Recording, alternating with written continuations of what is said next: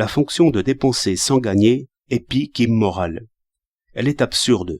Le conquérant n'a qu'à prendre. Il prend selon ses besoins. Il jette follement ce qu'il a dans les mains pour prendre autre chose, comme firent nos soldats à Moscou. Telle est la suprême injure au travail, si souvent recommencée, non encore punie. Car c'est le militaire qui juge le militaire, et les militaires sont les mêmes partout. Leur affaire n'est pas de produire, ils ne savent que prendre. Et par une loi intérieure à leur être, ils administrent mal. Bien administrer, c'est apercevoir, comme compensation de ce que l'on va jeter, un travail de plus à faire. Celui qui puise l'eau sait le prix de l'eau. Celui qui vit de sa chasse gratte jusqu'à l'os. L'enfant gâte ce qu'il touche et demande autre chose. Il ne sait que demander. Il n'a pas l'idée du travail. Ce n'est pas le désir qui est juge. Ce n'est pas le même besoin, car les besoins s'étendent. Duhamel a peint fortement ces amas d'auto rouillés que l'on trouve en Amérique ici et là. Pour un rouage usé, tout ce fruit du travail est laissé à la pluie. On ne répare point, on achète du neuf. Qui n'a connu le besoin d'acheter? Voilà une étrange fin.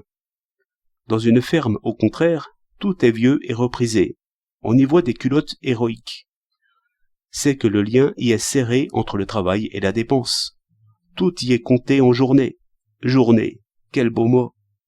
Il faut comprendre que, par la magie politique, la lutte de l'homme contre la nature est remplacée depuis longtemps par la lutte de l'homme qui travaille contre l'homme qui dépense.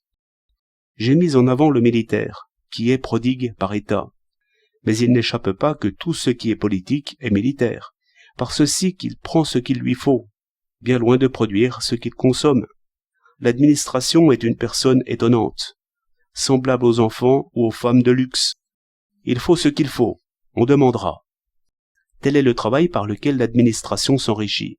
Et n'admirez-vous pas ces princes de l'outillage qui ne demandent jamais si c'est cher, mais seulement si c'est commode ou agréable?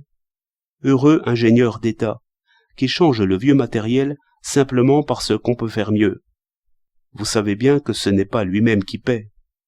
Certes, le prodigue a une part dans le progrès, une grande part. C'est par lui que l'outillage se renouvelle. C'est par lui que l'avare est piqué et mordu, jusqu'à refaire à neuf sa chambre des machines. La mort dans l'âme. Et c'est ainsi que les peuples neufs et militairement administrés civilisent les peuples vieux, trop attachés à la bêche et à la brouette. Mais le dernier mot n'est pas dit. Il n'est pas dit, parce qu'il y a une limite aux improvisations administratives, parce qu'il n'est pas évident que tout ce qui est prompt, propre et commode soit par cela seul dans nos moyens. Grandet aimerait à faire l'histoire d'un morceau de sucre. L'arrachage des betteraves est un terrible métier. Le travail de raffinerie, entre chaleur et froid, est parmi les plus durs. On passe aisément de là aux puits de pétrole et aux mines de houille. La nécessité nous tient serrés. Telle est notre condition. Tant qu'on ne changera pas l'estomac, les mains, les pieds, nous irons aux betteraves, trempés et gelés jusqu'aux genoux. Je dis nous, cela m'est facile, mais que chacun sente au moins la nécessité, que chacun tire sur la corde, que les traits soient tendus, même à la descente, comme on enseigne dans l'artillerie.